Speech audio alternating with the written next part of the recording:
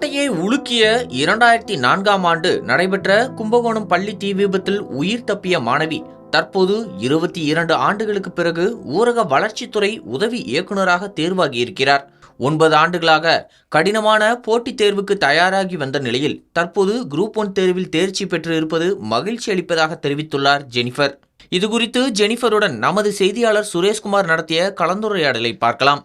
தேர்வு தான் எழுதணும், அரசு பணிக்கு தான் போகணும், குறிப்பா ஒரு அலுவலர் ஒரு அதிகாரி பணிக்கு போகணுன்றதுக்காண்டி எவ்வளவு உங்களுக்கு ஒரு ஊக்கம் கிடைச்சது? எந்த சூழல்ல ஒரு ஸ்பார்க்னு நம்ம சொல்ற மாதிரி எது உங்களுக்கு தூண்டுதல் அமைச்சு? சார் 2004 நடந்த ஸ்கூல் விபத்துல தான், கும்பகோணம் ஸ்கூல் விபத்துல தான் நான் படித்தேன் சார். அப்போ நான் 4th ஸ்டாண்டர்ட் படிச்சுட்டு இருந்தேன்.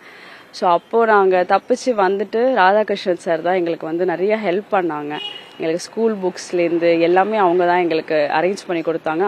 ஸோ அவங்க போட்ட ஒரு கையெழுத்து அப்படிங்கிறது, நான் அந்த வருஷம் ஸ்கூல் ஃபீஸ் ஃப்ரீயாக படித்தேன். நிறையா மாற்றத்தை அவர் இது பண்ணாங்க சார். ஸோ அதனால எனக்கு அவரை பார்த்து ஒரு பெரிய inspiration sir Radhakrishnan sir. So ஒரு அதிகாரத்தில் இருந்தால் நம்ம அந்த அதிகாரத்தை வச்சு மக்களுக்கு எவ்வளோ சேவை பண்ணலாம், மக்களோட லைஃப்பை எப்படி மாற்றலாம் அப்படிங்கிறது ராதாகிருஷ்ணன் சார் பார்த்தா சார் நான் கற்றுக்கிட்டேன். நீங்கள் பயிற்சி மையங்களுக்கு போயிருந்தீங்களா? குறிப்பாக உங்களுடைய கல்வின்றது எது சார்ந்து இருந்தது? அரசு உங்களுக்கு எந்த வகையில் அரசு பயிற்சிகள் எதாவது கிடைச்சதா? அதை பற்றி sir, first initial stage of preparation நான் எந்த இன்ஸ்டியூட்டும் போகல சார். ஏன்னா ஃபினான்ஷியலாக கொஞ்சம் எங்கள் வீடு ரொம்ப கம்மி சார். ஒரு இன்ஸ்டியூட்டில் ஃபீஸ் பே பண்ணி கட்டுற அளவுக்கு எங்கள் வீட்டில் இது கிடையாது சார். கொஞ்சம் கஷ்டம்தான் பட்டோம்.